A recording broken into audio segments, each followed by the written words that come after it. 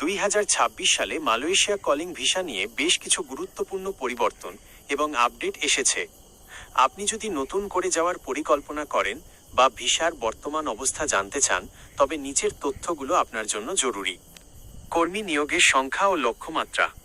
সাম্প্রতিক আপডেট অনুযায়ী 2026 সালে মালয়েশিয়া বাংলাদেশ থেকে প্রায় 30,000 থেকে 40,000 নতুন কর্মী নিয়োগের পরিকল্পনা করছে।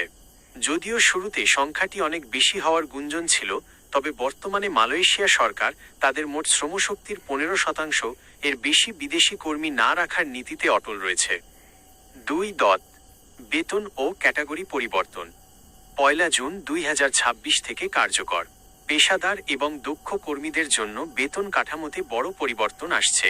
এমপ্লয়মেন্ট পাস ইপি 1 জুন 2026 থেকে নতুন এবং নবায়নকৃত ভিসার ক্ষেত্রে ন্যূনতম বেতনের সীমা বাড়ানো হচ্ছে। দক্ষতা ভিত্তিক নিয়োগ, নির্মাণ, কনস্ট্রাকশন এবং ম্যানুফ্যাকচারিং খাতে দক্ষ কর্মীদের অগ্রাধিকার দেওয়া হচ্ছে। 3. ই-ভিসা সংক্রান্ত আপডেট। ফেব্রুয়ারি 2026-এর দিকে কারিগরি উন্নয়নের জন্য মালয়েশিয়ার ই-ভিসা কার্যক্রম সাময়িকভাবে স্থগিত করা হয়েছিল। বর্তমানে নির্দিষ্ট কিছু ক্ষেত্রে এটি পুনরায় চালু হলেও আবেদনের আগে অনুমোদিত রিক্রুটিং এজেন্সির মাধ্যমে বর্তমান স্ট্যাটাস যাচাই করে নেওয়া ভালো। 4. গুরুত্বপূর্ণ সতর্কতা ও নির্দেশনা। সিন্ডিকেট ও এজেন্সি। মালয়েশিয়া সরকার এবং বাংলাদেশ প্রবাসী কল্যাণ মন্ত্রণালয় বর্তমানে একটি নির্দিষ্ট প্রক্রিয়ার, যা প্রায়শই সিন্ডিকেট নামে পরিচিত, মাধ্যমে কর্মী নির্বাচনের কাজ করছে।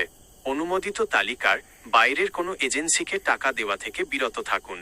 মেডিকেল ও ক্লিয়ারেন্স কলিং ভিসার প্রসেস শুরু করার আগে সরকারিভাবে অনুমোদিত সেন্টার থেকে মেডিকেল সম্পন্ন করা এবং বিএমইটি স্মার্ট কার্ড নিশ্চিত করা বাধ্যতামূলক। ভিসার মেয়াদ। অনেক ক্ষেত্রে কলিং ভিসার আবেদনের সময়সীমা বৃদ্ধি করা হয়েছে, যাতে নিয়োগকর্তারা সঠিক সময় কর্মী নিতে পারেন। বিশেষ পরামর্শ: মালয়েশিয়া যাওয়ার ক্ষেত্রে দালালের খপ্পরে না পড়ে সরাসরি প্রবাসী কল্যাণ ও বৈদেশিক কর্মসংস্থান মন্ত্রণালয় বা বিএমইটি এর অফিসিয়াল ওয়েবসাইটের নোটিশ অনুসরণ করুন। আপনি কি বিশেষ কোনো কাজের, যেমন প্লাম্বিং বা কনস্ট্রাকশন জন্য কলিং ভিসার আপডেট জানতে চাচ্ছেন?